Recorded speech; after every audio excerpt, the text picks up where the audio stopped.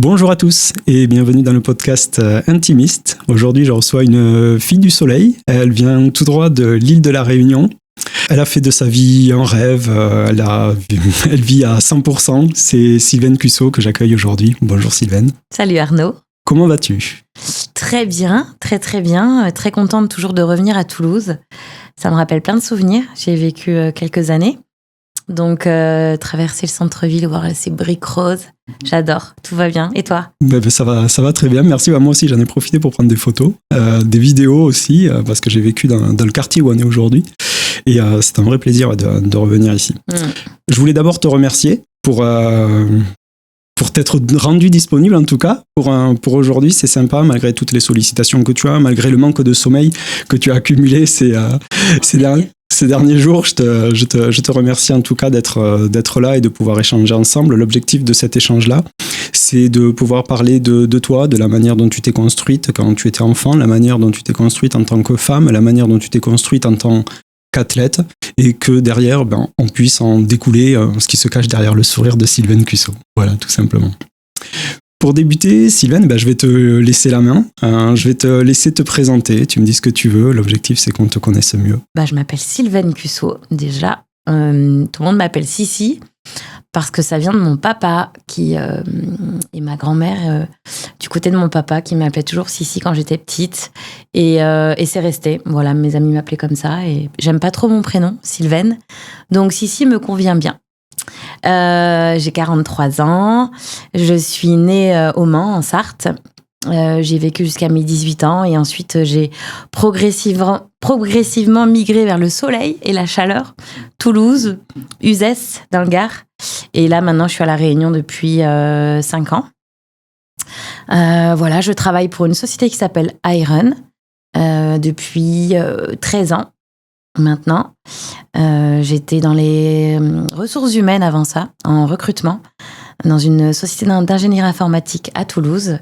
Voilà, j'ai fait une école de commerce et je vis aujourd'hui en partie aussi de mon sport, puisque là j'ai la chance d'être accompagnée par des sponsors et d'être aussi sponsorisée par la société dont je suis salariée, Iron.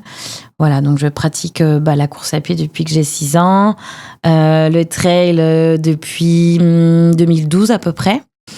Et aujourd'hui, c'est vrai que ce qui m'anime, c'est plutôt la longue distance.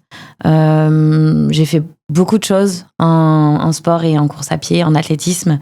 Je suis très curieuse et j'avais envie de tester des choses. Et aujourd'hui, ce qui me plaît le plus, c'est le trail. Donc voilà, c'est ce que je fais aujourd'hui de plus. Et voilà, j'ai la chance d'avoir beaucoup voyagé grâce à ce sport. Quelle enfance t'as eu, si on retrace un peu le fil de ton histoire ?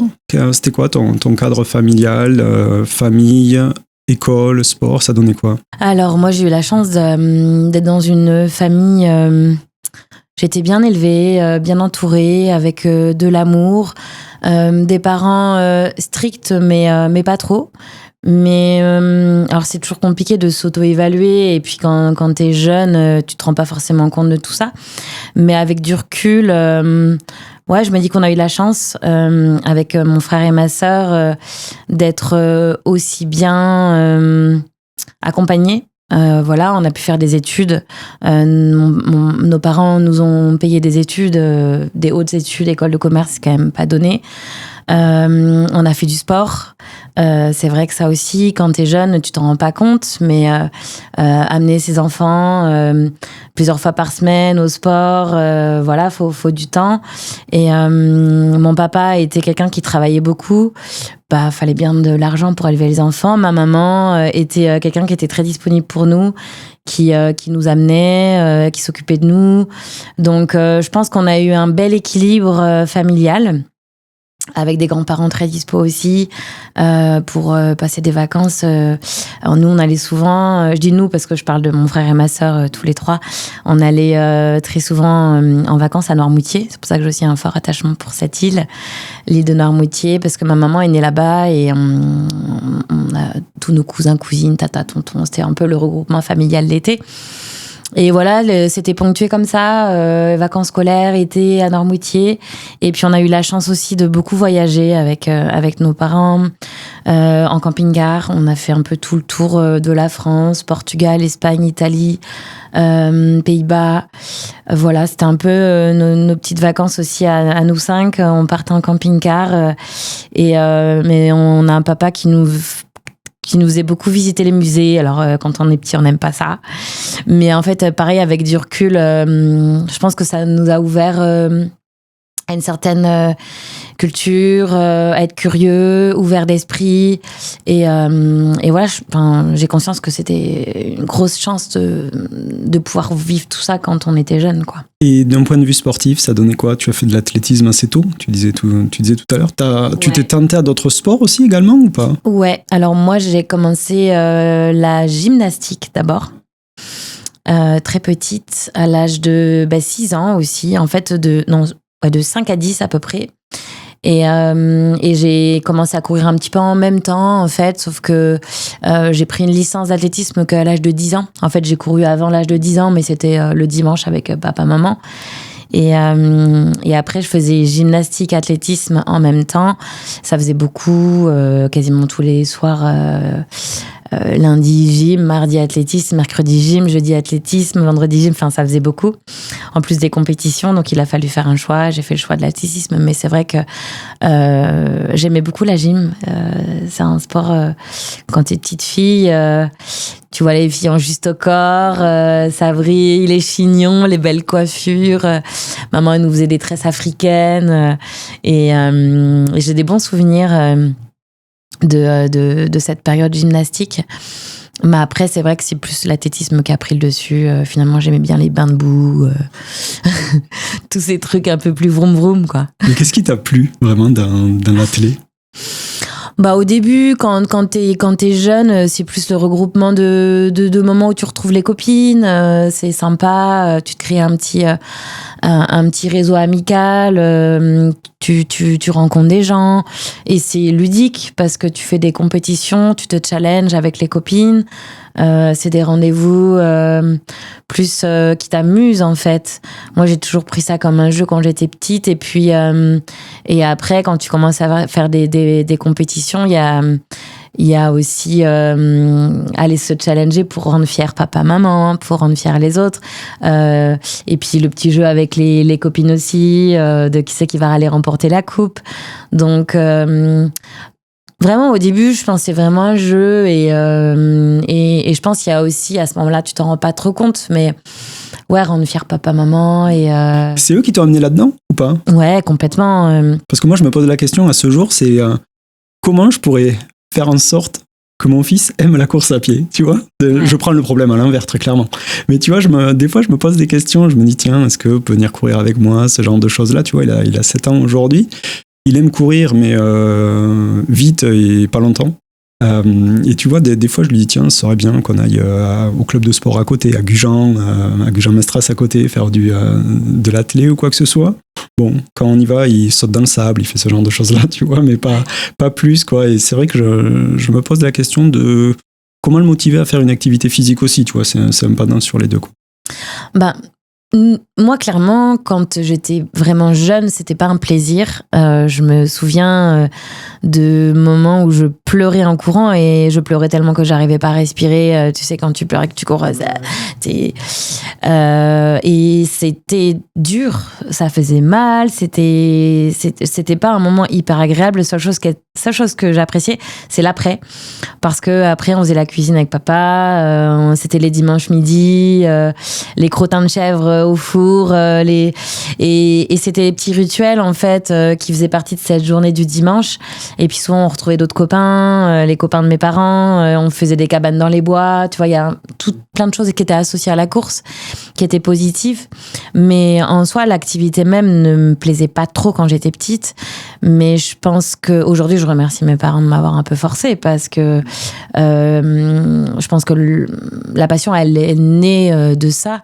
Et après, elle est née sur surtout par l'activité que j'ai pratiquée en club, avec tout ce que j'ai découvert autour de la course à pied, les sauts, les lancers, le côté ludique de l'athlétisme, en fait, qui fait que tu te contentes pas de courir. Petit, ouais, voilà, c'est ça. Quand t'es petit, t'as plein d'activités à côté. Exactement. Et quand t'es petit, courir sans raison, c'est vrai que c'est compliqué quand t'as pas d'objectif, mais courir, j'ai fait des haies, j'ai fait du steeple, je me suis essayée à de la perche, soit en longueur, soit en hauteur, tu vois. C'est des choses, et là tu t'amuses, donc tu cours pas sans raison, quoi. Mais je pense que c'est bien de les pousser un petit peu, les enfants, parce que si on moi, je dis toujours la fainéantise attire la fainéantise, et moins on en fait, moins on a envie d'en faire, et inversement, plus on en fait et plus on devient accro à l'activité. Et je pense qu'il y a un certain temps avant que l'addiction se mette en place. Et je pense que les petits, c'est bien de les pousser un petit peu au départ. Et t'as jamais ensuite coaché ou accompagné ? Ça t'est jamais arrivé ? Non, j'ai eu pas mal de demandes, mais je considère que tu peux être un bon coach quand tu n'es plus athlète. Parce que je pense qu'il faut s'oublier un petit peu pour bien coacher. Enfin, moi, en tout cas, je le vois comme ça. Plus trop penser à ses courses, à ses objectifs, à ses entraînements à soi. Et je pense que je pourrais franchir le cap quand moi, j'aurais un peu lâché et que du coup, j'aurais envie de penser à aider les autres plus qu'à moi, m'organiser mes courses, etc. Mais ouais, j'ai dans un petit coin de ma tête plus tard. Et puis après, je sais qu'il faut aussi passer des formations. Voilà, il y a des choses à passer aussi pour être, comment dire, légitime dans cette activité.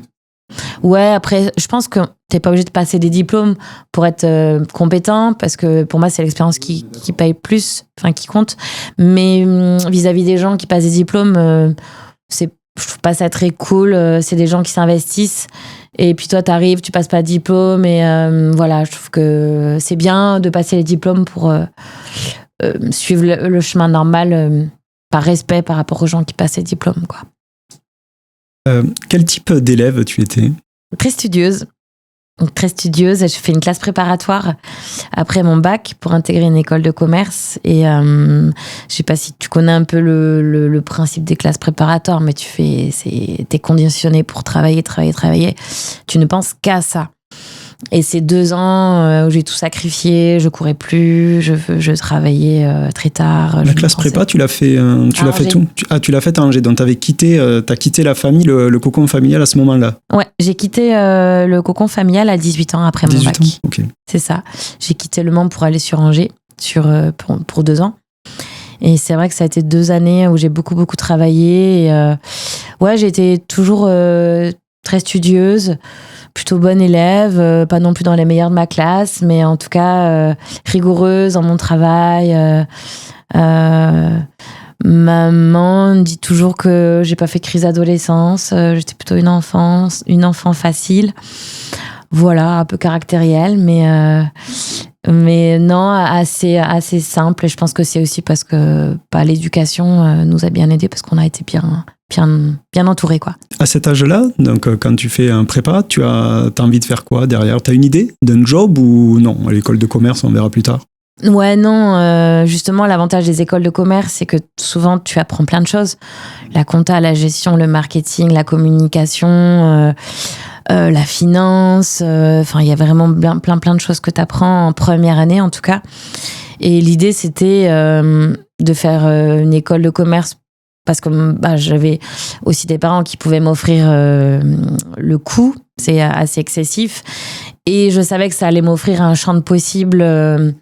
Alors à l'époque, je sais pas comment c'est aujourd'hui, mais être diplômé d'une école de commerce, ça t'assurait quand même un premier emploi assez facilement. Donc non, j'avais pas trop d'idées à cette époque-là, mais des préférences. Mais voilà, c'était aussi me dire on verra, je me laissais un peu porter par ce que je vais découvrir quand je vais commencer à étudier, quoi. Et quand tu as fini cette prépa, du coup, tu as tenté, c'était les concours, c'était Passerelle ou un truc comme ça, ouais. Non, ça s'appelait, je crois, à l'époque. Hein. Alors, et tu avais tenté plusieurs écoles de commerce, c'est ça ? Et tu t'es retrouvé à Toulouse un peu par hasard, ou non, il y avait déjà le souhait de descendre un peu ? Alors en fait, les passerelles, je crois que c'est pour ceux qui font BTS ou UT. C'est, enfin, en tout cas, tu passes, t'as des banques d'écoles et t'as des banques de concours. Donc t'as un concours pour 5-6 écoles différentes, t'as un concours pour les parisiennes, un concours pour voilà. Tu vois, oui, c'est vrai. Ouais, exact. C'est réparti par type d'école. Alors j'ai tenté les meilleures, les parisiennes, l'EM Lyon. J'ai été refoulée. Je sais pas, j'avais pas assez bonnes notes. J'étais nulle en maths, vraiment nulle en maths. Je crois que j'ai eu 0,8 en maths. Ah oui, à Lyon. Je me rappelle très bien quand j'ai passé l'examen. Ça je sais pas faire, ça je sais pas, ça je sais pas. Donc ça a duré 10 minutes. Bon, au moins je sais que j'aurais pas cette école. Voilà. Mais après j'ai eu pas mal d'écoles. J'ai eu quand même pas mal d'écoles, mais une fois que t'as les écrits, tu vas passer les oraux. Et en fait, je fonctionne beaucoup au coup de cœur et j'ai eu un réel coup de cœur pour Toulouse, pour la ville, pour les gens, pour l'école. Et j'aimais beaucoup Rouen aussi. Rouen, c'était vraiment mes 2 choix de cœur. Rouen, Toulouse, entre les deux, mon cœur a pas mal balancé. Et finalement, j'ai choisi le sud, pour le soleil. Puis je me suis dit, c'est l'occasion de partir loin aussi. Prendre mon envol, pas rester trop près du Mans, ce qui fait que tu rentres souvent le week-end et tout. À Toulouse, du coup, je rentrais plus trop les week-ends et ouais, ça s'est fait vraiment sur coup de cœur. Mais j'ai un peu hésité. Mais aujourd'hui, pas de regret parce que c'est une vie. Et à ce moment-là, t'en es où de ta carrière sportive, ou en tout cas de ta pratique du sport, de l'athlé, tout ça? Tu avais arrêté, tu m'as dit tout à l'heure, à Angers. Tu avais calmé pour la prépa. Ensuite, quand tu reviens ici, tu t'y remets un peu. Je sais que tu as été, ou tu l'es d'ailleurs toujours, je sais pas d'ailleurs, à Balma. Tu étais licencié à Balma. Tu es toujours à Balma, tu vois, comme quoi.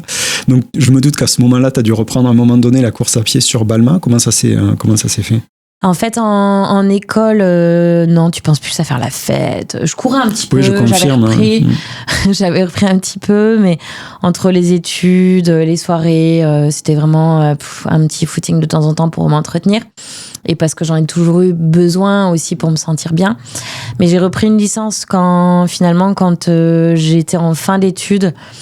Et j'ai travaillé en parallèle pour financer aussi mon appart, etc. J'ai travaillé chez Decathlon en parallèle de mes études, tous les samedis, en fait. Et puis les soirs, quand j'avais un petit peu de temps, sur mes trous d'emploi du temps de l'école, j'allais travailler à Decathlon centre-ville de Toulouse.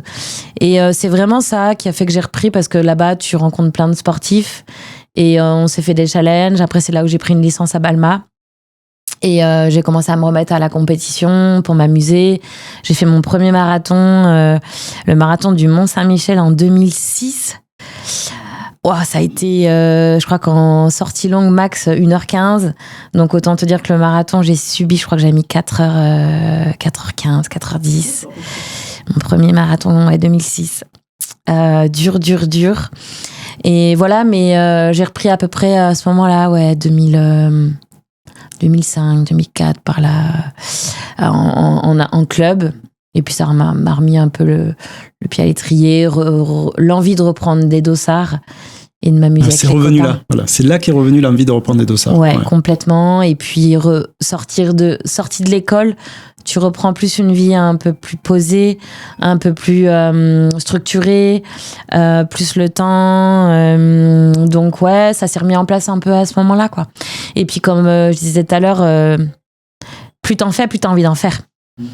Et moins t'en fais, moins t'as envie d'en faire. Donc après, c'est quand je me suis remise progressivement, je me suis remise un peu plus à fond.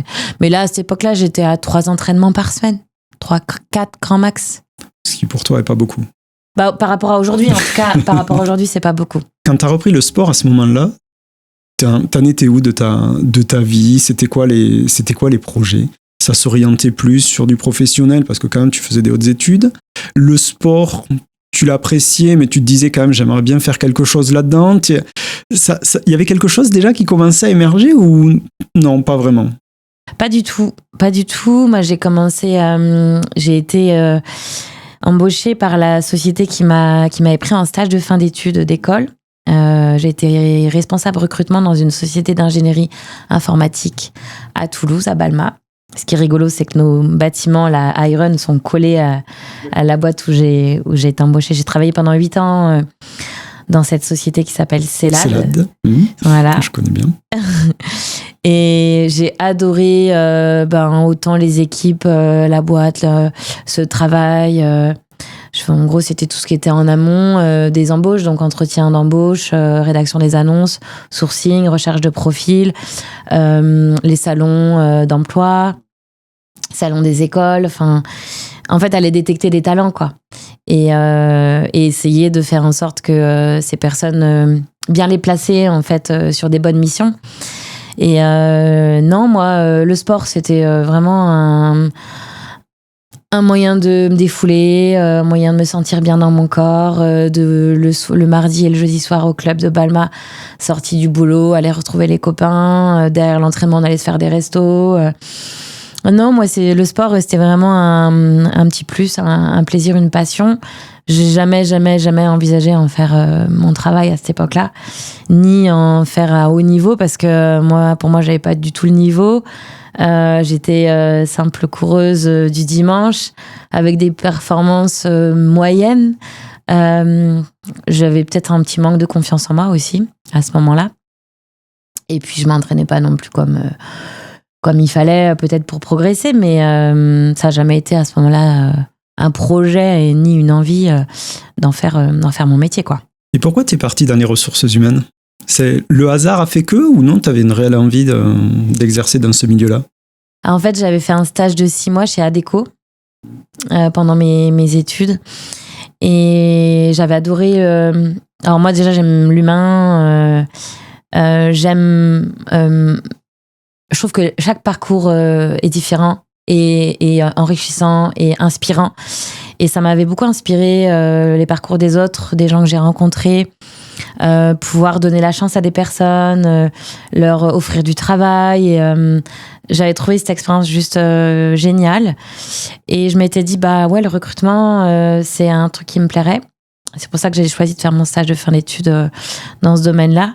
Et c'est vrai que j'ai eu la chance qu'on me garde à la fin de mon stage en CDI directement. Donc pour moi, c'est une opportunité géniale. Je restais à Toulouse, dans une petite boîte. À l'époque, c'était presque une start-up. Célade, on était même pas 100 salariés. Aujourd'hui, il y a 1000 salariés, je crois.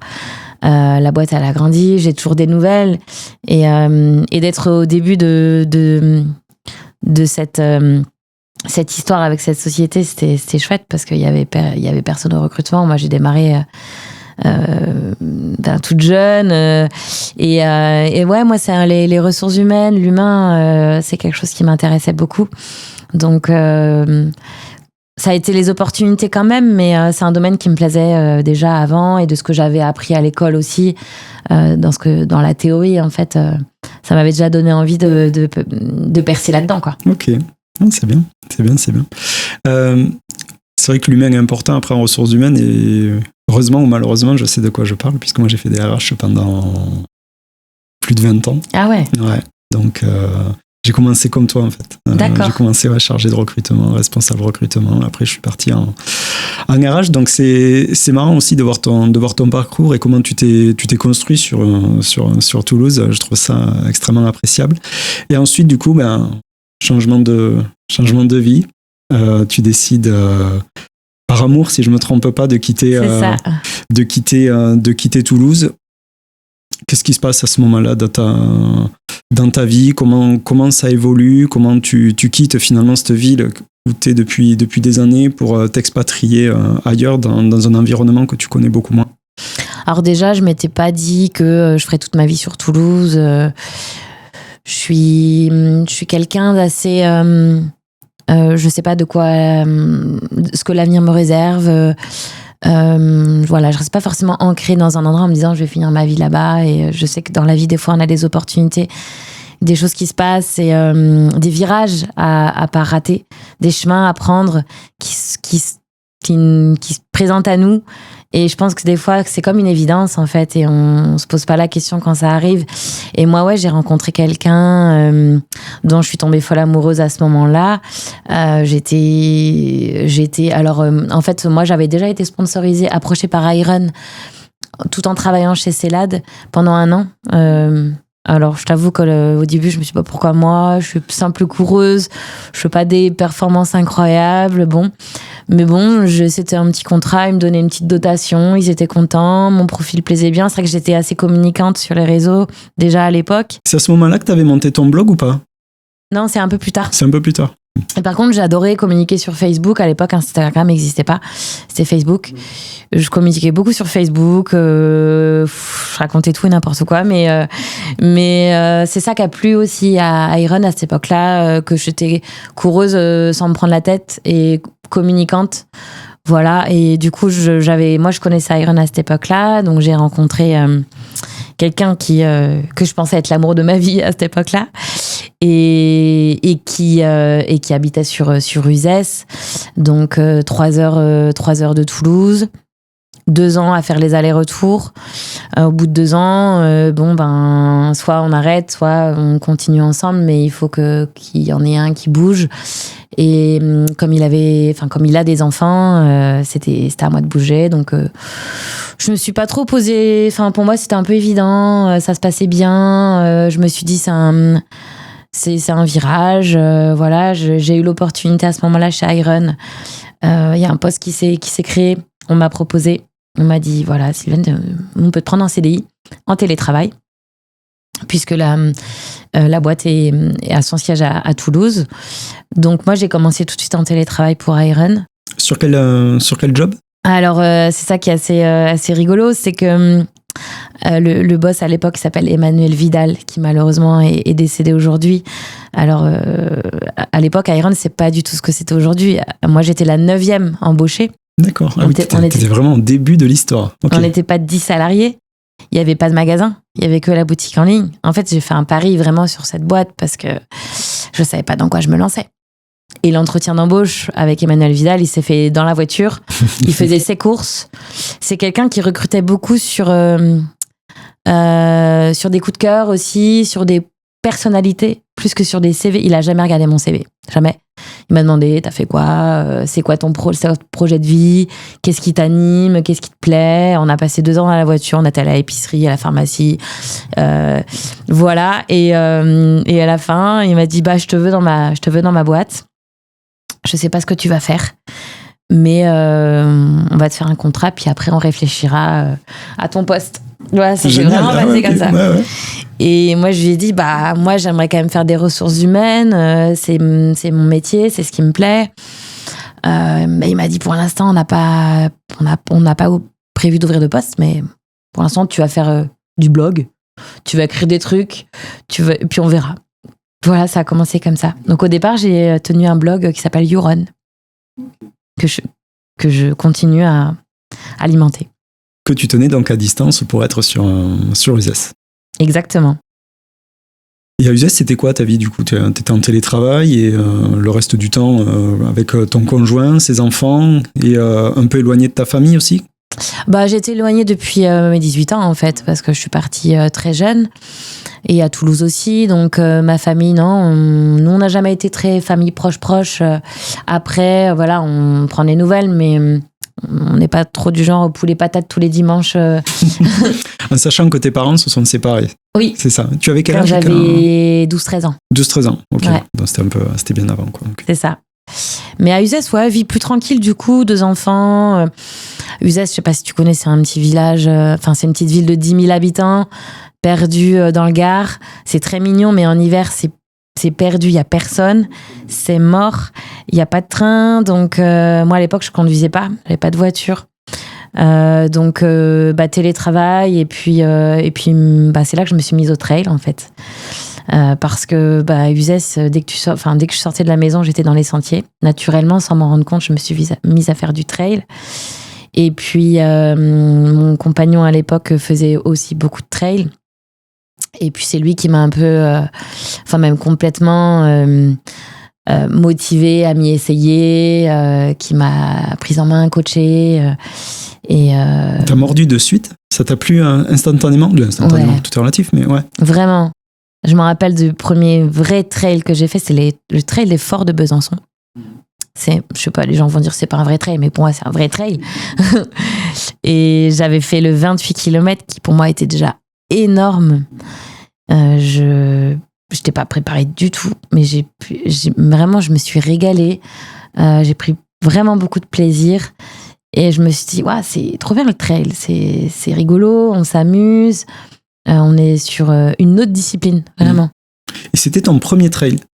Ouais. Ok, d'accord. Ouais, t'aurais pu en faire un, je sais pas, à côté de la maison, à Uzès ou quoi que ce soit. Non, tu t'es dit, tiens, allez. C'était... On file à Besançon et on... Ouais. Alors, j'ai peut-être fait des petites coursettes, mais non, mais c'est celui qui m'a marqué, en tout cas dans mes premiers. Ça devait être en 2012 ou 2013. Ouais, c'est en tout cas suite à cette course où j'ai comme un déclic. Ouais. Et tu performes rapidement ou pas? Bah, ce jour-là, j'avais fait 5e fille. Oui, donc tu performes malgré tout. Ouais, je me rappelle qu'il y avait un petit plateau, donc même moi j'étais étonnée, surprise. Et fière de moi, parce que je me rappelle que mon chéri à l'époque, il m'avait dit mais non, mais fais pas le 28 km, tu vas jamais y arriver. Et du coup, ça m'a mis aussi, j'avais envie de lui donner tort et de le challenger. Et, du coup, ça m'a poussé aussi à me dépasser. Mais ouais, je pense qu'il y a un truc qui me correspondait en fait dans ce sport, les petites relances, en tout cas sur les trails où ça courait, roulant, j'arrivais à sortir mon épingle du jeu et après je me suis mieux entraînée et puis quand tu pars de zéro, tu peux que progresser dans cette discipline. Et tu rentres dans un tunnel de performance là, à ce moment-là, parce que tu me dis, je me suis dit que je pouvais mieux m'entraîner et autres. Après, c'est venu progressivement parce que je me suis mieux entraînée, parce que j'ai eu une meilleure hygiène de vie, parce que il y a toute une spirale positive qui se met en place, parce que après il y a eu les partenaires, ASICS qui s'est intéressé à moi en 2013.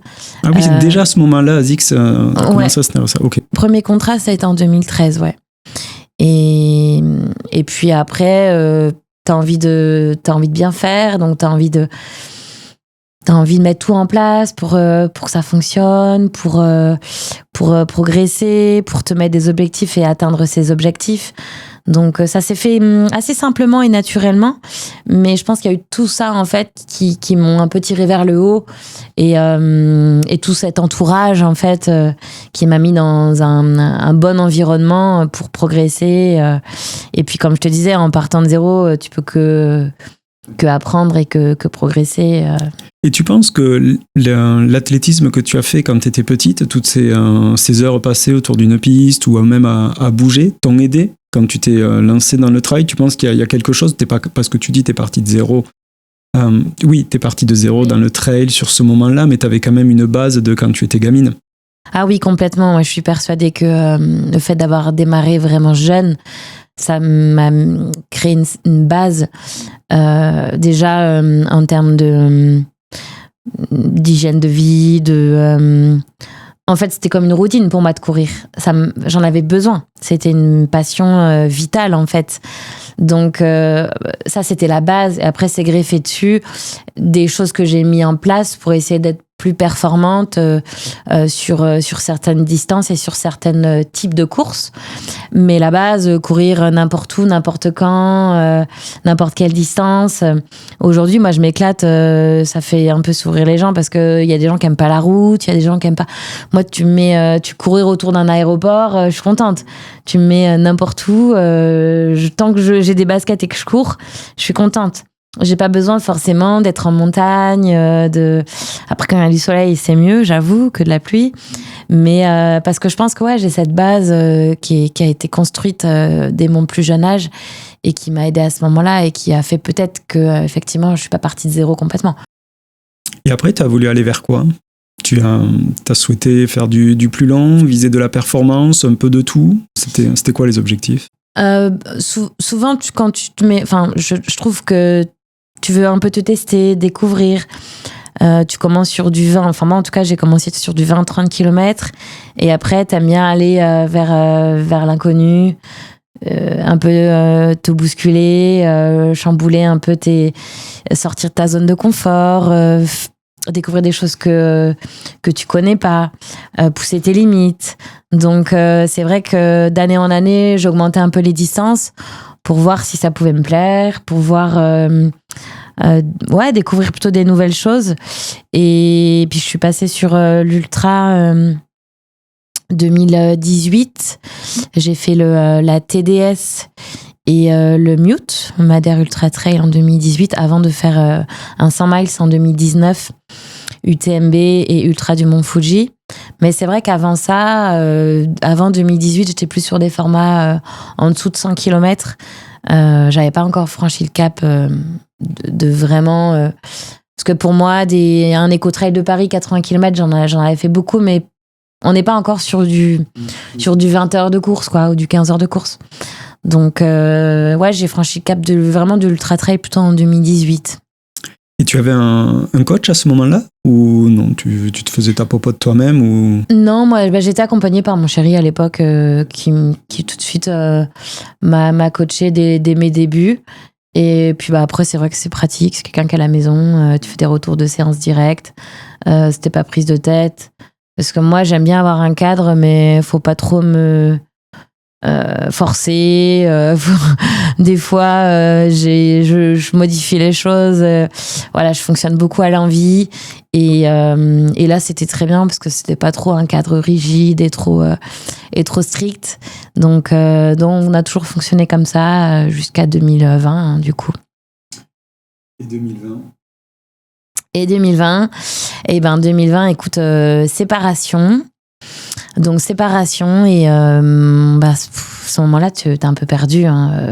Qu'est-ce que je fais déjà, moi, la logique était que je quitte Uzès, puisque moi, je l'avais rejoint là-bas. C'était pas chez moi, c'était pas vraiment mon environnement.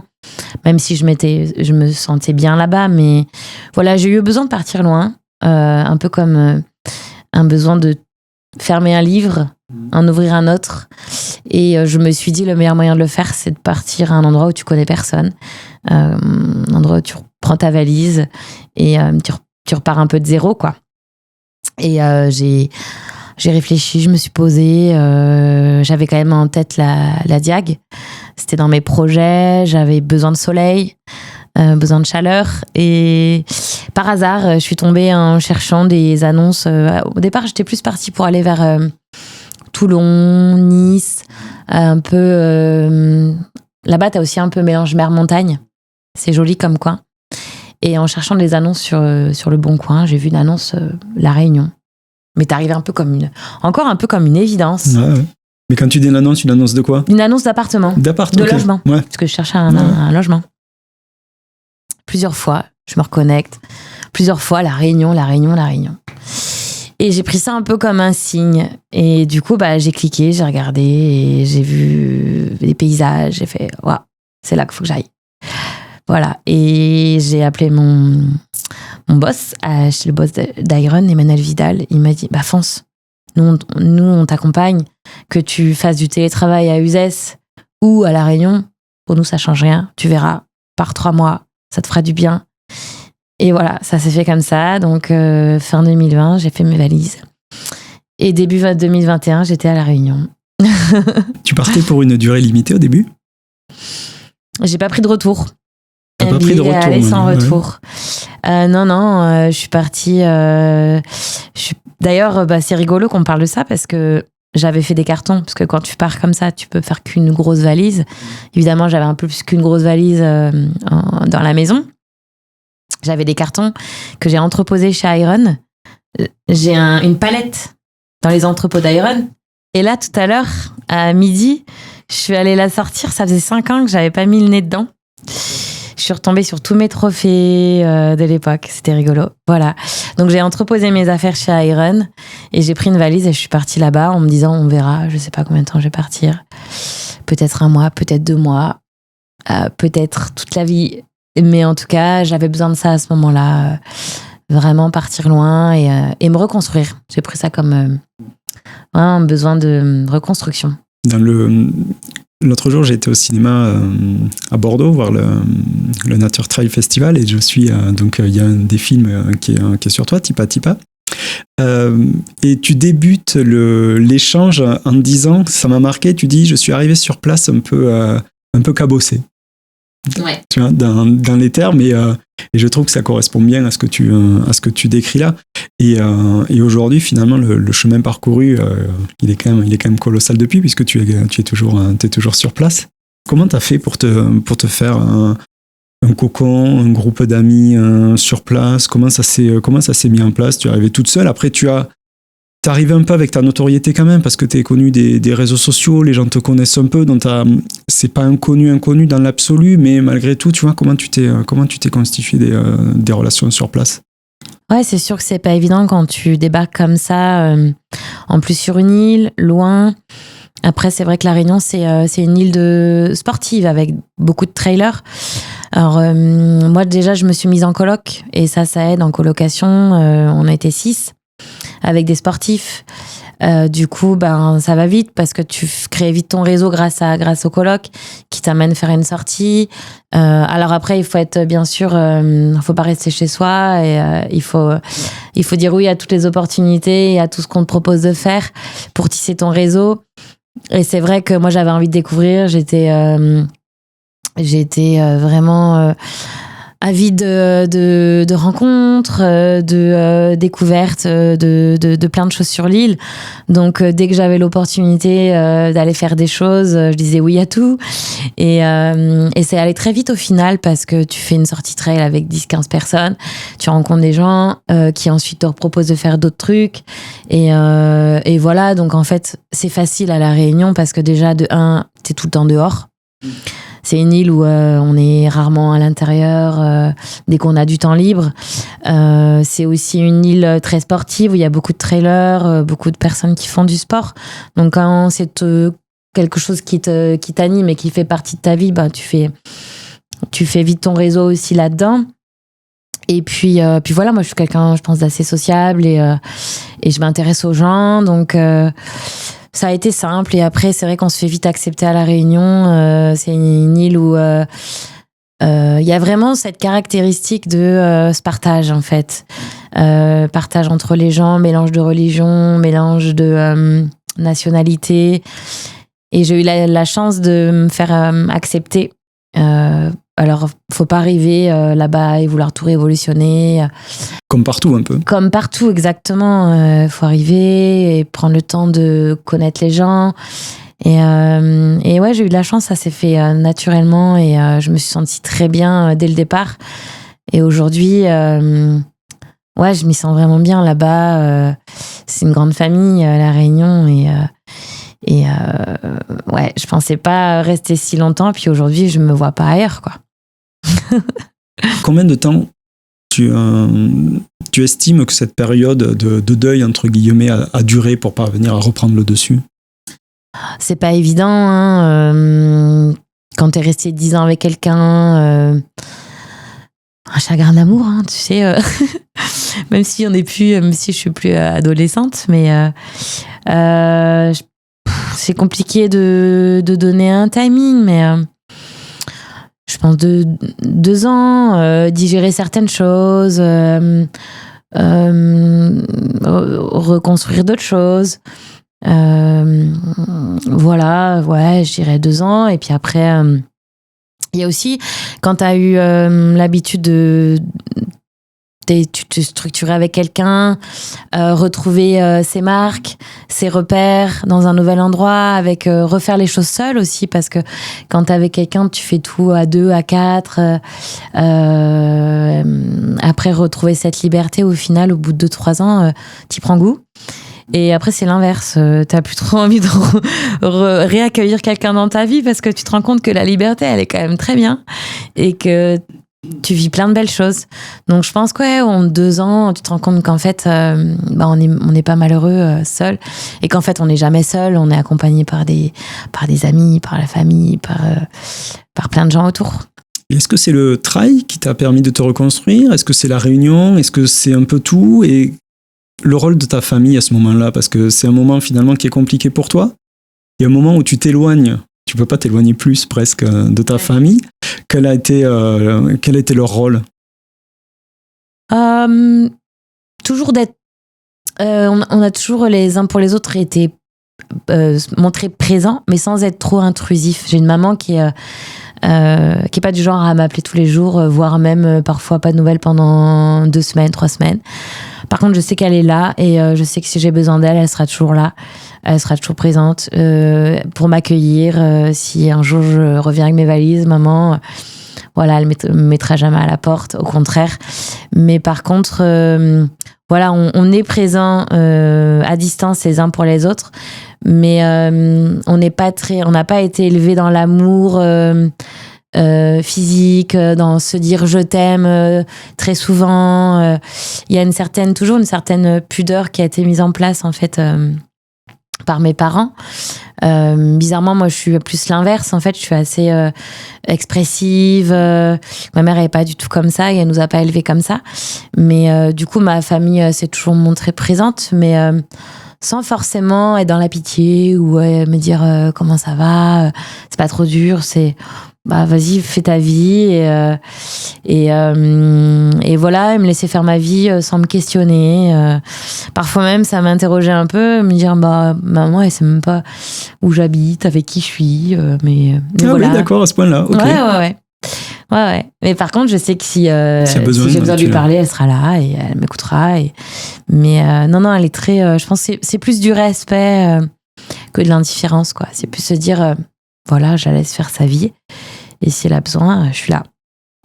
Et le travail, alors, t'a aidé dans cette période-là? Ouais, tu t'es dit, allez, je m'y mets à fond, puisque je suis à La Réunion de toute façon. Ouais, le trail, le sport, la course à pied a toujours été un médicament. Pour moi, c'est un défoulement. Tu sais, il y a des moments, même aujourd'hui, il y a des moments où tu te réveilles et puis t'es un peu chafouin.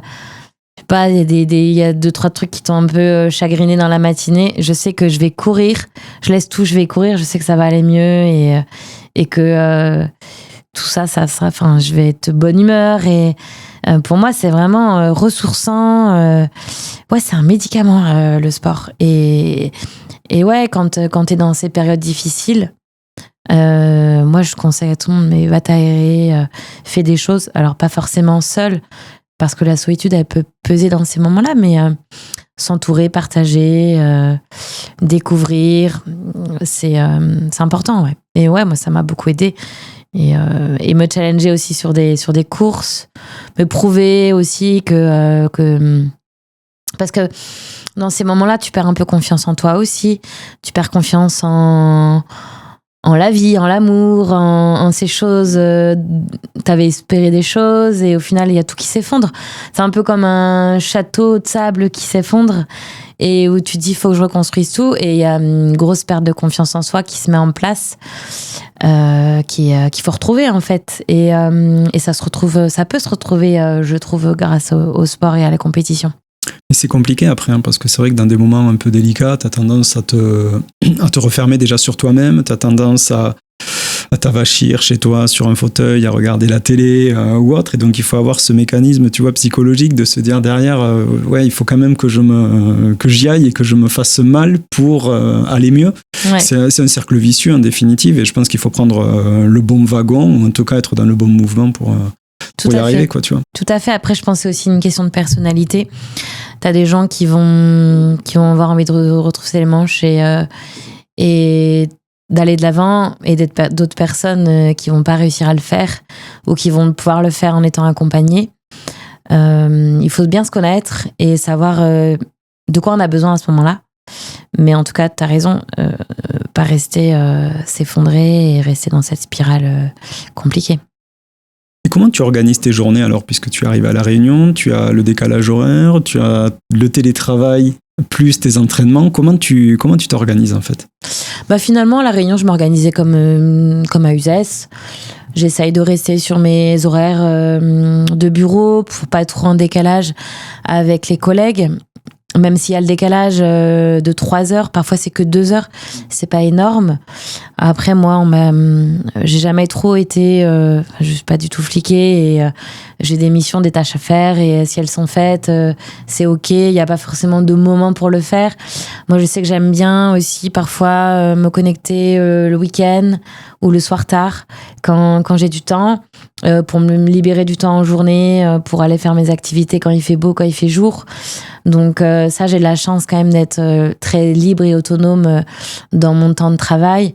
Et après, j'ai aussi la chance, comme je suis aussi sponsorisée et ambassadrice pour Iron, c'est en quelque sorte mon activité est un peu intégrée dans mon travail et je peux aller courir 3 heures en journée, ça peut considérer comme si je travaillais puisque c'est aussi une de mes casquettes. Donc j'ai quand même cette double casquette chez Iron qui fait que ça me laisse quand même du temps et l'occasion de m'entraîner, mais aussi j'ai pas ce poids sur les épaules de me dire le sport est mon travail complètement et ça j'aurais jamais voulu ouais, c'est étonnant d'ailleurs, tu vois, c'est une question qu'on peut se poser parce que tu es plutôt très visible aujourd'hui sur les réseaux sociaux, tu es sponsorisé par un grand équipementier, tu as Iron aussi à côté, plus tous les autres à côté que tu as. Et à l'inverse d'autres personnalités du trail, tu souhaites garder ton activité professionnelle chez Iron. Ouais, parce que déjà c'est une activité qui se regroupe avec ma passion et puis et le sport. C'est super intéressant chez Iron, on découvre toutes les nouveautés, on est au courant de tous les événements, toutes les activations, on rencontre plein de gens. C'est pas incompatible en fait, tout est relié finalement. Et la question qui s'était posée quand il y a eu ASICS et Iron, c'est ouais, mais si tu fais des choses avec d'autres marques, comment on fait? Tu pourras pas faire des choses avec Adidas, c'était ASICS. Au final, ça se passe bien parce que je fais d'autres choses et parce qu'il y a des choses que je fais aussi par écrit. Mais ouais, et puis après, en parallèle de ça, c'était important pour moi de garder cet équilibre. Pour moi, j'ai besoin de travailler, j'ai besoin, comme beaucoup de gens, on a besoin de projets, on a besoin, je pense, pour être équilibré, d'avoir toutes ces composants dans nos vies. Et moi, je trouve que le travail, c'est un composant important dans la vie. Donc voilà. Et après, il y a aussi ce côté rassurant d'avoir tous les mois un salaire qui fait que tu vas pas être en stress quand, je sais pas, t'es blessé ou t'as plus d'activité quand t'es à ton compte, parce que en parallèle je suis auto-entrepreneur, parce que quand t'as des sponsors, tu fais des factures, t'es obligé d'avoir double contrat en fait. Et quand t'as plus de missions et que l'argent rentre plus, c'est un peu stressant aussi. Donc d'avoir aussi cette sécurité, pour moi, c'est un équilibre en fait qui me va très bien aujourd'hui. Et puis si demain j'ai envie d'arrêter la compète, et j'ai quand même mon métier qui fait que je peux m'investir ailleurs, quoi. Et tu fais quoi aujourd'hui concrètement? Parce qu'au début, tu es rentré chez Iron, tu faisais un peu tout. Ouais. Maintenant, Iron, c'est structuré. Tu fais quoi du coup? Finalement, toujours un petit peu la même chose. On m'a jamais mis sur les RH, même si à un moment donné, la question s'est posée. Est-ce que c'est vrai que ça m'intéressait de revenir dans les RH? Et on m'a dit, ouais, mais si tu veux revenir dans les RH, on peut y réfléchir, mais il faut que tu reviennes à Toulouse. Et j'étais à La Réunion. Je suis pas prête encore. Je suis pas encore prête. Non, moi, je suis toujours dans tout ce qui est com et marketing. Je suis rattachée au service marketing. Et c'est du contenu, toujours pour le blog. YouRun, un peu, j'ai fait aussi du contenu pour Iron. En fait, chez nous, ça bouge beaucoup parce que le contenu, il est lié à l'actualité. L'actualité des marques. La nouvelle Garmin, la nouvelle Nimbus, et comme on a de plus en plus de marques, de plus en plus de produits, et il y a tout ce qui est actualité autour d'Iron, les OPECO, les soldes, les ouvertures de magasins. Aujourd'hui, on a 25 boutiques en France. On va ouvrir Nantes vendredi. On a ouvert Dijon il n'y a pas longtemps. Rouen aussi en avril. Enfin, ça fait que bouger en fait chez nous. Donc il y a de l'actualité tout le temps. Donc il y a toujours des choses à raconter. Donc voilà, ça fait partie de mon travail. Et puis après, avec les équipes marketing, il y a tous les projets. J'interviens aussi avec les équipes pour certains projets avec les marques comme ASICS. On a mis en place le Trail Elite Factory à l'époque pour recruter des jeunes talents. Iron Gore-Tex qui fait qu'on fait vivre des aventures à des passionnés tous les ans en septembre. Enfin, tu vois, il y a plein de projets en fait qu'on met en place. Et en fait, c'est hyper varié, quoi. On s'embête jamais chez nous. Tu vois, au départ, je pensais que tu étais à temps partiel. Tu vois, je pensais que tu étais plus sur le temps partiel. Ce qui veut dire qu'aujourd'hui, tu serais malgré tout en capacité de vivre de ton activité sportive, financièrement. Je pourrais après, ça me ferait pas un gros salaire au final à la fin de l'année, mais je pourrais. Après, aujourd'hui, je suis pas dans les sportifs avec des gros contrats qui font que je peux totalement en vivre. Après, mis tout bout à bout, je pourrais, mais c'est quand même plus confortable d'avoir cette activité en parallèle en plus, quoi. Et l'avenir, t'aimerais le voir comment ? Je fais pas trop de projections. J'évite de penser à demain. Enfin, je pense à demain dans une semaine, ou à la fin de l'année à la limite. Mais j'ai tellement appris et qu'en fait, tu sais pas de quoi demain sera fait, que je fais pas trop de projets sur long terme. Et puis, je me laisse aussi beaucoup porter par les rencontres, les opportunités. Je suis très ouverte à ce qui se passe autour de moi. Et je sais pas. Je sais que le sport fera toujours partie de ma vie. Ça, c'est sûr. Le travail, je peux pas vivre sans non plus. Donc, et les projets, j'ai besoin de faire des projets, que ce soit sportifs, des projets personnels. Donc, T'as ce besoin vraiment d'être tout le temps... Alors, je sais pas, peut-être qu'aussi à La Réunion, t'es peut-être un peu plus au calme ou quoi que ce soit. Je sais que... Je crois que c'est hier par message que tu me le disais, tu me parlais de sollicitations et autres, mais dans le message, tu me dis, ouais, mais tu vois, en plus, je me mets toute seule dans le jus, je prends des dossards, je fais des choses comme ça, tu sais. Est-ce que tu as ce besoin-là, ou quand tu viens en métropole, de finalement avoir un emploi du temps qui est booké de chez booké, et c'est compliqué, parce que à La Réunion, tu es peut-être un peu plus calme, ou non ? C'est si, elle est comme ça, et, il faut qu'il y ait toujours quelque chose. Non, c'est vrai que quand je reviens en métropole, déjà je fais le voyage, c'est un gros voyage. Donc je me dis, il faut que je cale le plus de choses possible, le peu de temps où je suis là. Donc volontairement, j'ai un planning bien rempli parce que je me dis, je suis là un mois, je vais pas revenir non plus 10 fois dans l'année, il faut que je fasse le maximum de choses. Donc c'est aussi pour ça que quand je suis ici, j'ai un planning bien chargé. Oui, c'est surtout parce que ça me fait... être là et que je suis peu de temps ici, et puis j'ai aussi tous les copains à revoir, toute la famille à revoir, et j'ai envie de tout faire, tu vois, j'ai envie de même si les journées sont trop courtes, je grignote un peu sur mon temps de sommeil, mais ça c'est pas bien. Mais à La Réunion je suis un peu plus tranquille. C'est quoi ta vie à La Réunion ? Ma vie, elle est le travail en télétravail à la maison tranquille, mon activité sportive. Les gens, ils pensent que parce que je communique beaucoup sur le sport et pas sur d'autres choses, que ma vie, c'est que le sport. Mais non, je suis beaucoup sur mon ordinateur aussi. Les colocs, ils pourront le dire, parce qu'ils m'ont vu au quotidien.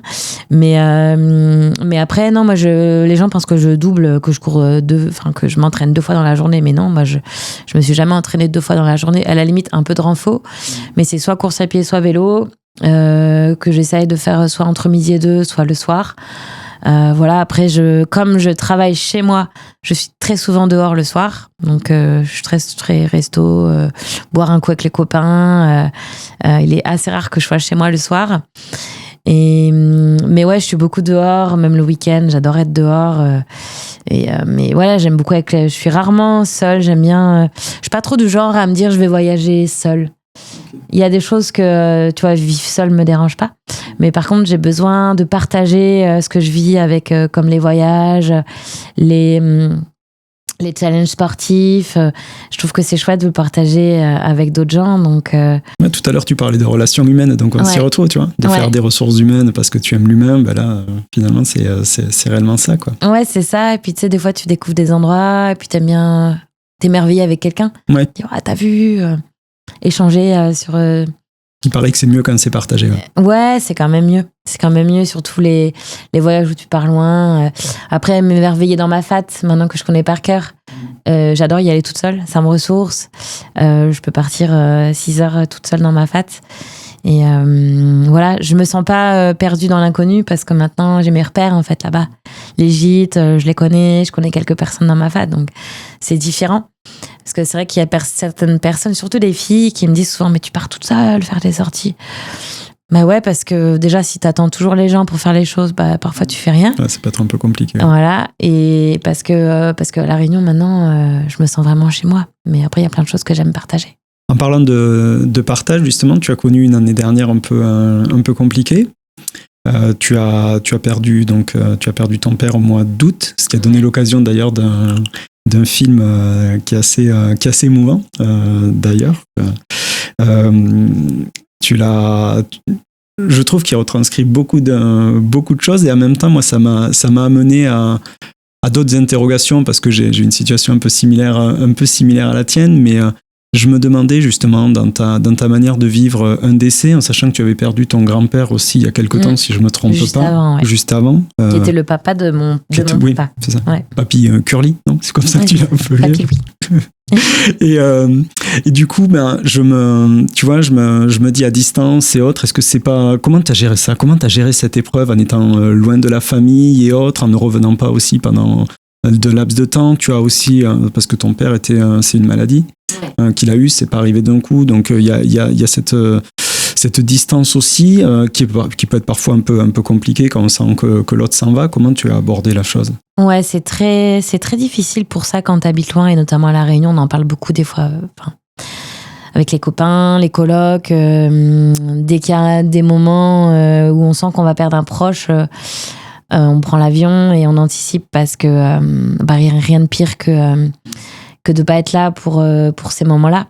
Alors papa, ça a commencé en 2016, il a fait un AVC grave en fait, qui l'a déjà chamboulé et basculé déjà dans l'inactivité, et il a perdu la parole, il a tout dû réapprendre à ce moment-là. Il a vraiment passé 2 ans de rééducation, il avait réussi à reparler, remarcher, revivre à peu près de manière autonome. Il était venu me voir à La Réunion en 2022, et c'est au retour de la Diag en 2022 qu'il a refait un 2e AVC. Et depuis 2022, c'était très compliqué. Là, pour le coup, il avait jamais reparlé, j'avais pas vraiment retrouvé la conscience. Enfin, on savait pas trop. Donc, on a quand même, depuis la dernière année, ça s'était vraiment accéléré. Il avait été placé en EHPAD. Donc moi je revenais, dès que je revenais plus souvent, c'était pour passer du temps avec lui à l'EHPAD, un maximum de temps, même si je savais même pas s'il avait trop conscience que j'allais le voir.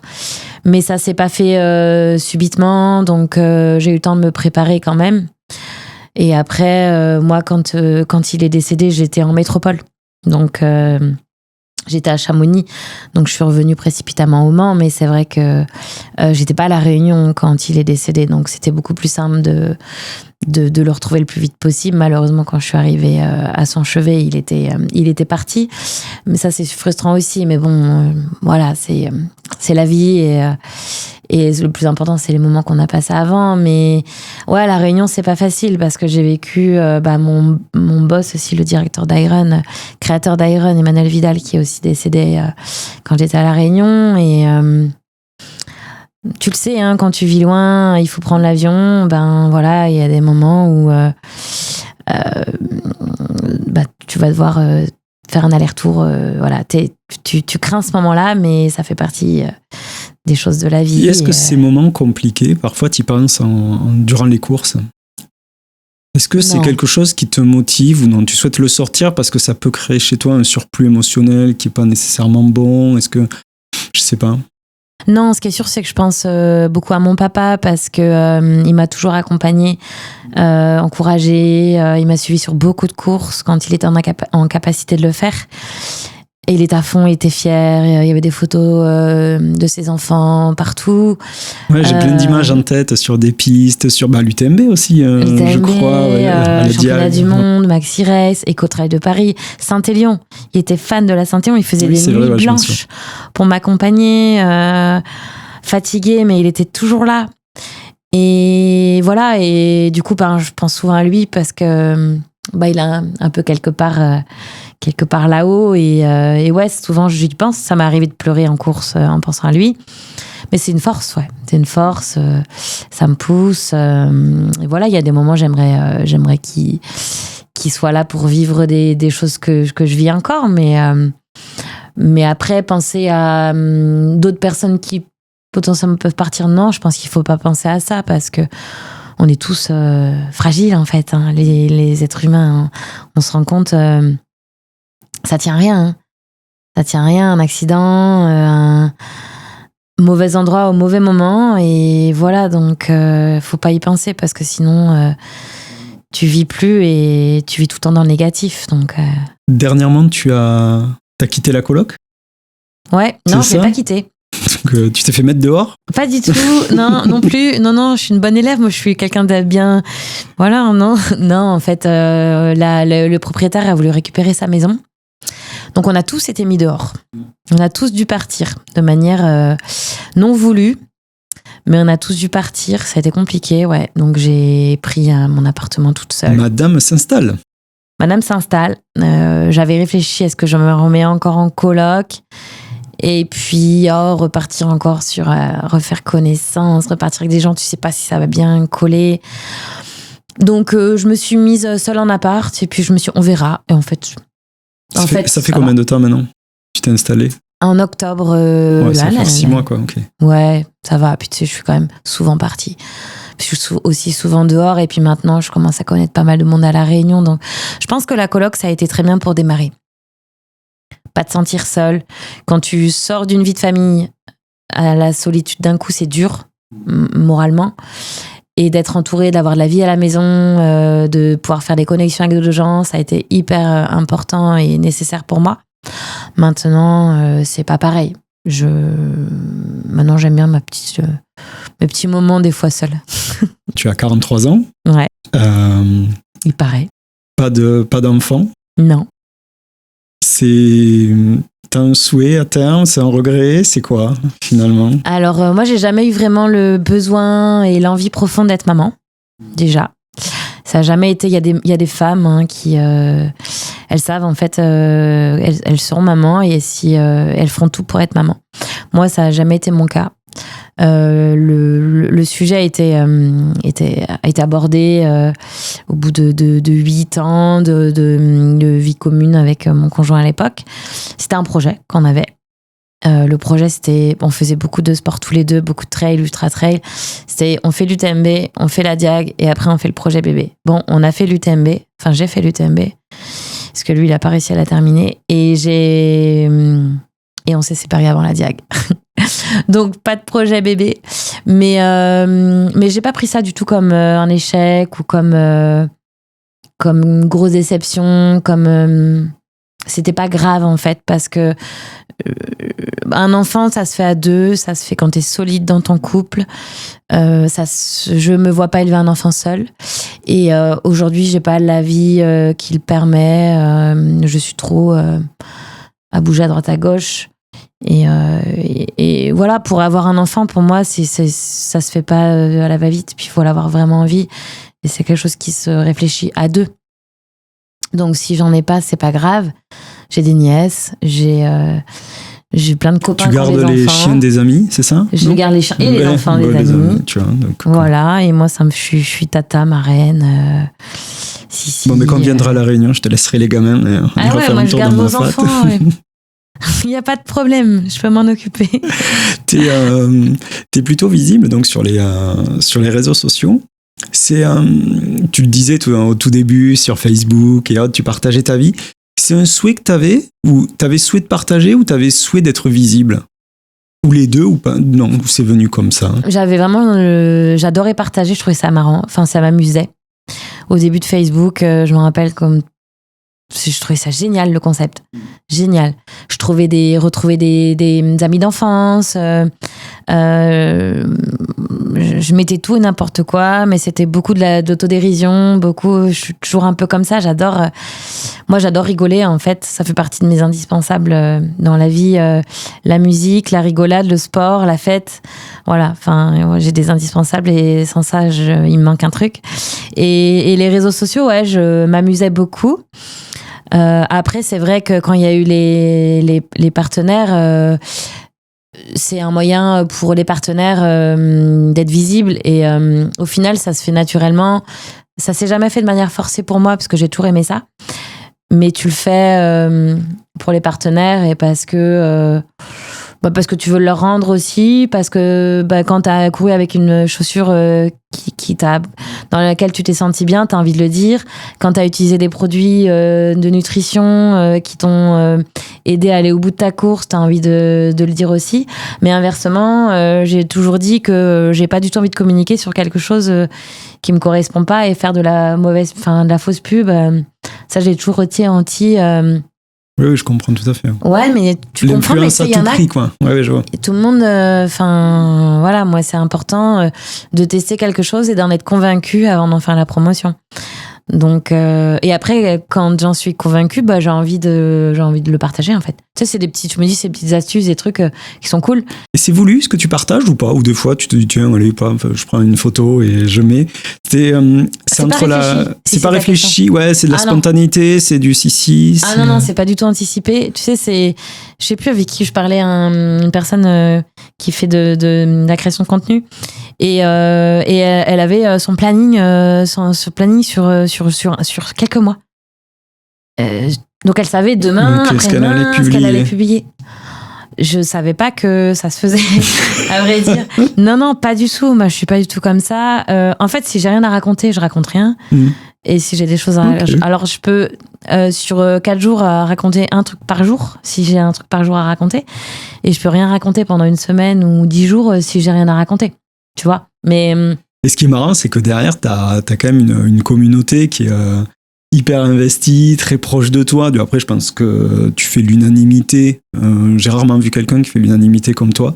J'ai rarement entendu à droite ou à gauche des critiques. Autant, tu vois, dans le milieu du trail ou du sport, on peut entendre des critiques à droite et à gauche sur des individus, pour X ou Y raison d'ailleurs.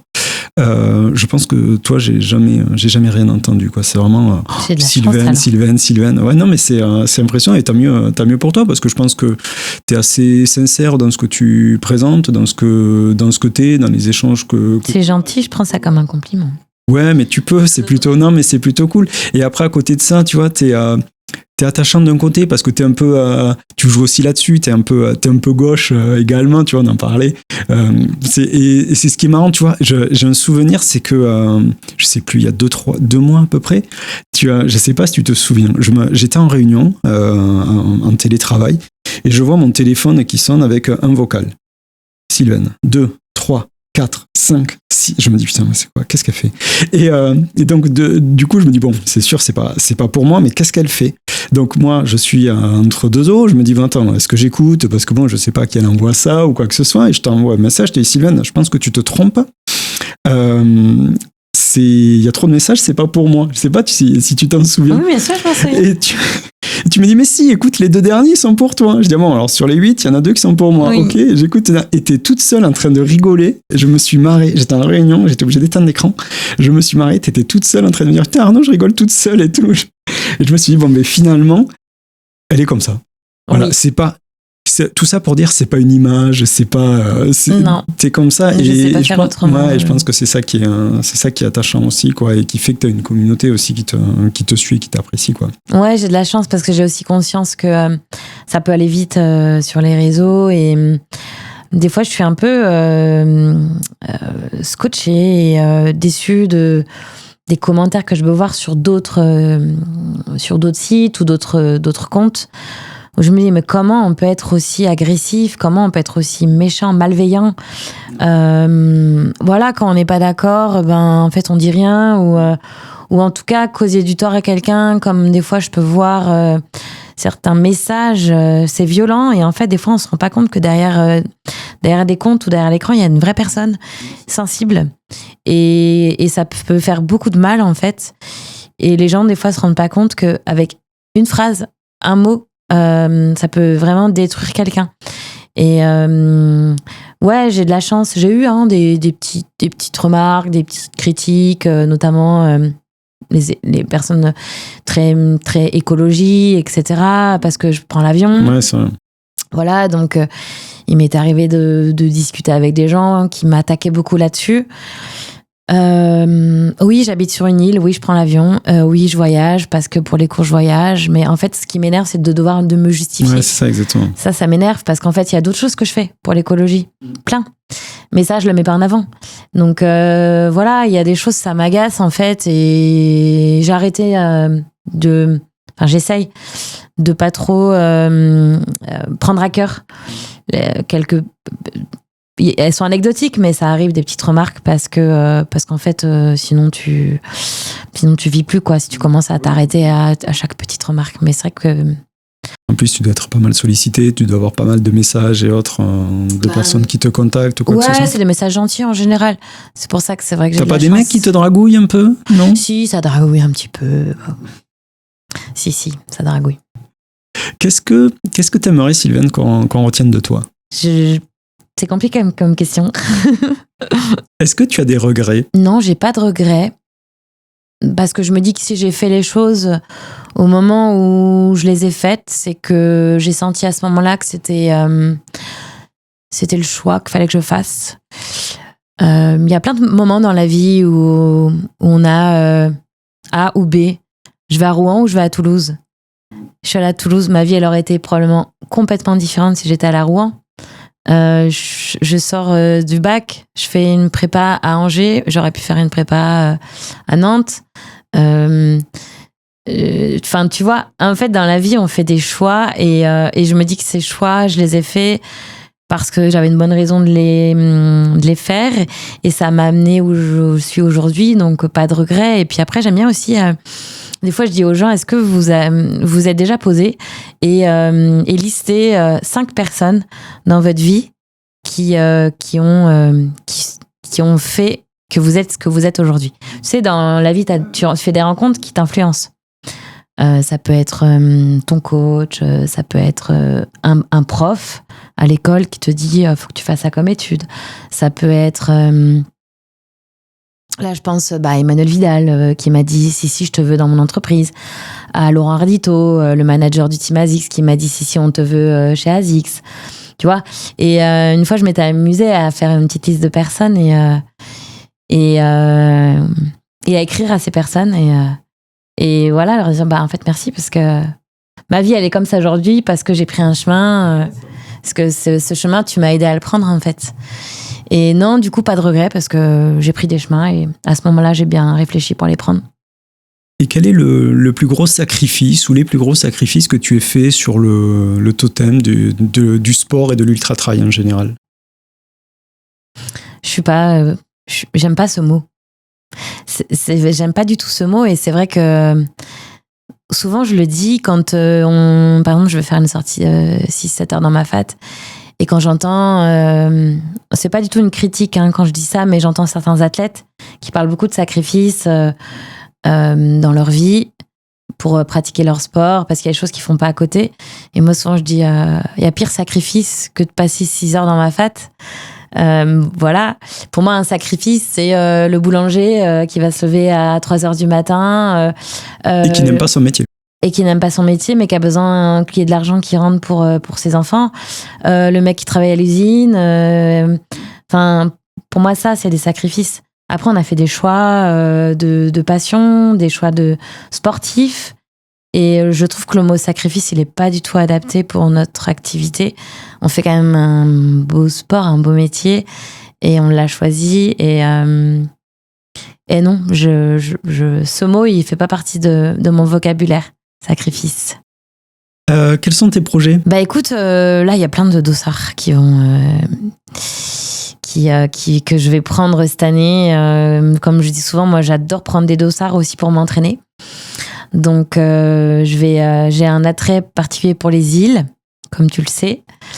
Je vais aller courir le trait de l'île Dieu.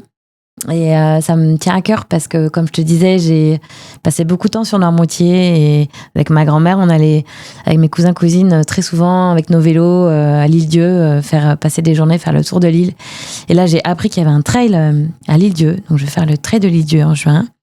Je vais faire le trail des Seychelles aussi en mai. Ah, chouette. Ouais, pareil, j'ai appris qu'il y avait une course là-bas. C'est pas très loin de la Réunion, donc en mai, je vais faire ça. Je retourne sur la Diagonale des Fous.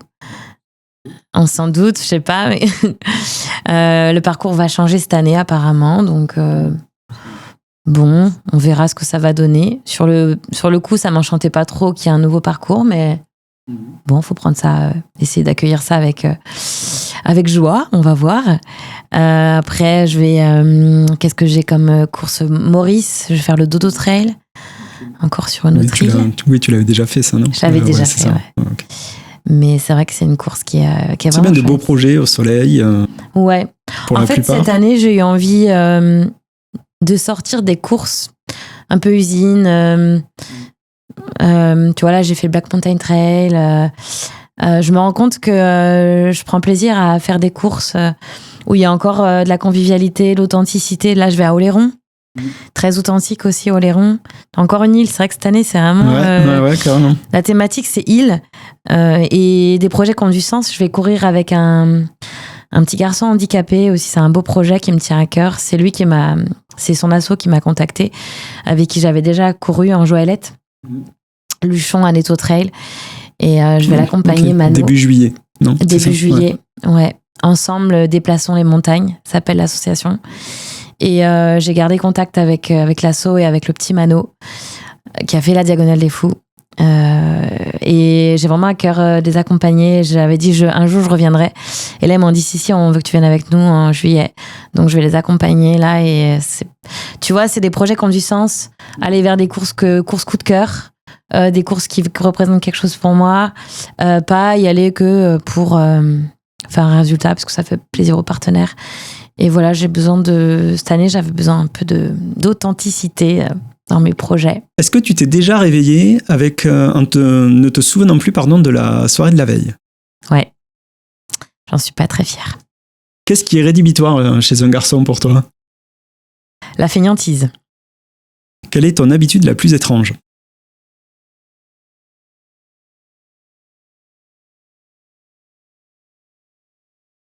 Alors là, ça dépend, parce que ce qui est étrange ce qui est pas étrange pour moi peut être étrange pour quelqu'un d'autre.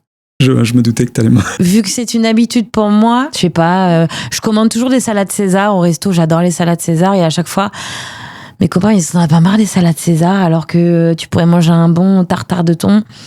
Mais je sais pas, j'adore les salades César. Et du coup, j'ai envie de découvrir toutes les salades César du monde entier. Ça tombe bien, parce que je voulais enchaîner avec quel plat tu cuisines le mieux? Ah, je déteste cuisiner. Alors, moi, je cuisine pas. Par contre, je mets des choses dans les poêles. Donc, je mets des légumes dans une poêle et je vais mettre du poulet dans une poêle. Et puis voilà. Mais ça s'appelle pas cuisiner. Avec un peu de crème de soja, et voilà. Souvent, on voit les athlètes qui présentent leur menu. Tiens, je mange ça. Tiens, dernièrement, j'ai fait un podcast avec Aurélie Delategnon, qui propose beaucoup de plats, qui est très soigné et qui est très élégante dans sa présentation. Et elle me disait qu'elle avait souhait de faire un livre justement sur de la cuisine, avec ses plats, tout ça. Bien. Et je me disais, mais c'est vrai que Sylvaine, on la voit jamais cuisiner, jamais. Donc tu vois, puis tout à l'heure ça m'a fait tilt quand tu m'as dit je suis jamais chez moi le soir, toutes ces choses-là. Donc c'est là que j'ai fait le rapprochement. Je me suis dit ouais, c'est vrai que ne doit pas cuisiner beaucoup. Non. Après je mange simplement. Okay. Donc la cuisine, c'est simple. Qu'est-ce qui t'empêche de dormir la nuit? De réfléchir, cogiter. Est-ce que tu reviendras un jour définitivement en métropole? Je ne sais pas. Est-ce que tu as menti? Comment on dit? Inch'Allah. Est-ce que tu as menti aujourd'hui? Ah non. Et j'ai une question supplémentaire que mon fils m'a donnée hier. Le petit bonus. La petite question de Lucas, il me dit: je veux savoir si Sylvaine sait skier et si elle skie bien. Je sais skier.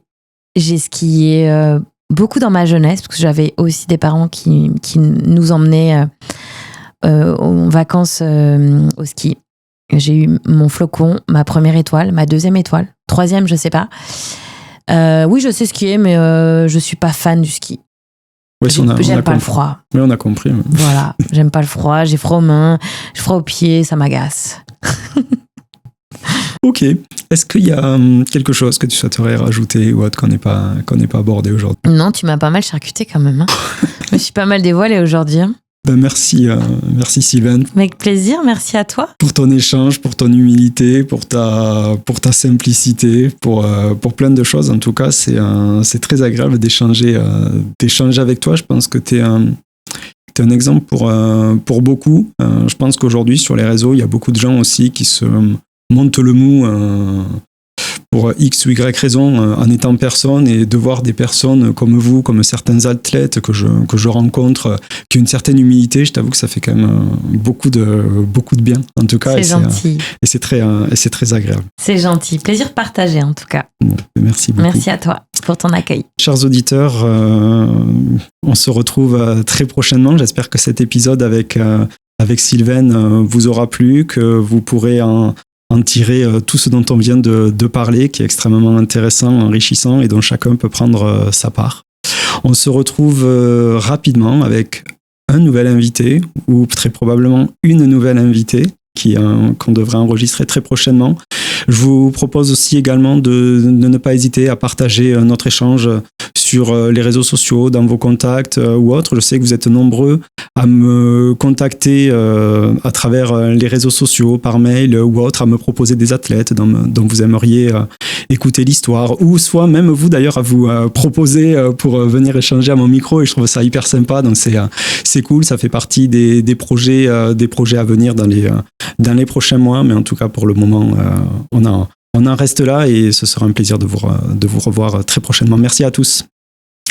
Au revoir Sylvaine. Salut Arnaud.